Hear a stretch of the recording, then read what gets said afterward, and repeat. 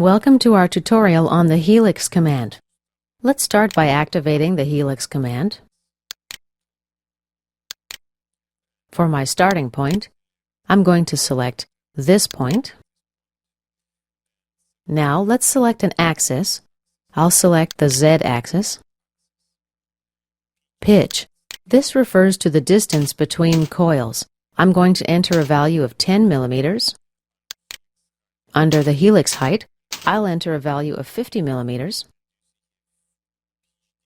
And you see the pitch distance is 10, the height is 50. As a result, we've got 5 coils. Let's change the height to 45 millimeters, tab. Now the helix ends here.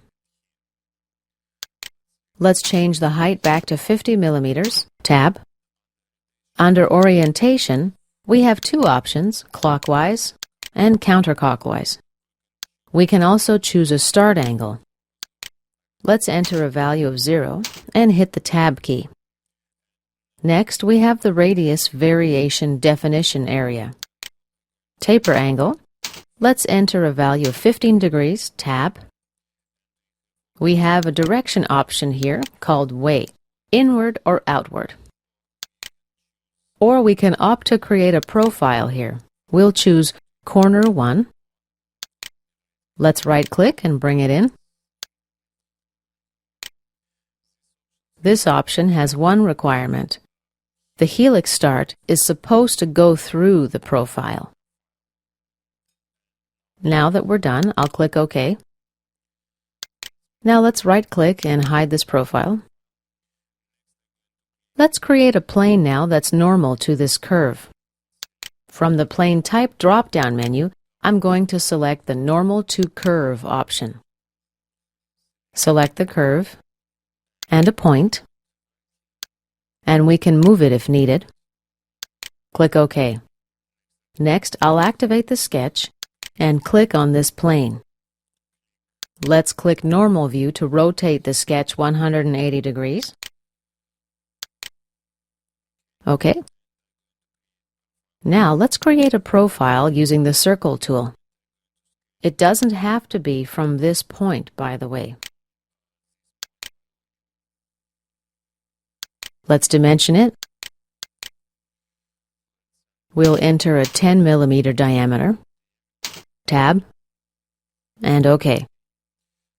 Let's exit the sketch. Now we'll go to the Part Design workbench. Let's right-click on Part Body and Define in Work Object. Now we can activate the Rib command. We'll select the profile I just created. The center curve will be the helix. And click OK. And as a result, we have a spring. OK, let's modify it a little bit. We'll right-click. Let's delete the rib. Now right-click and select Define in Work Object. Let's switch back to the Wireframe and Surface Design workbench. Right-click on the helix and bring it out from Hide. Next, let's activate the Line command. Under Line Type, we'll choose Tangent to Curve. Under Curve, we'll choose the helix and the helix start point. For the end value, let's enter a value of minus 50 millimeters. Tab.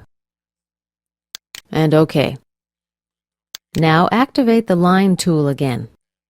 We'll use the same type, Tangent to Curve. We select the curve and the point.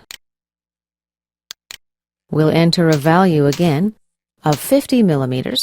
Tab. And OK. Now I need to join these 2 lines and the helix together.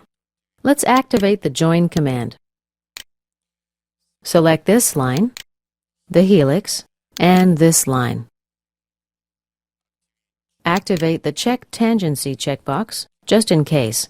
We shouldn't have a problem, but we'll do that just to be sure. Click OK, and let's go back to the Part Design workbench. Activate the rib. Oops! Our current in-work object isn't a body. OK. Right-click on the part body and select Define in Work Object. Now we can activate the Rib command. We select our profile. Join 1 is our center curve. And let's click OK. And this concludes our tutorial on the Helix command.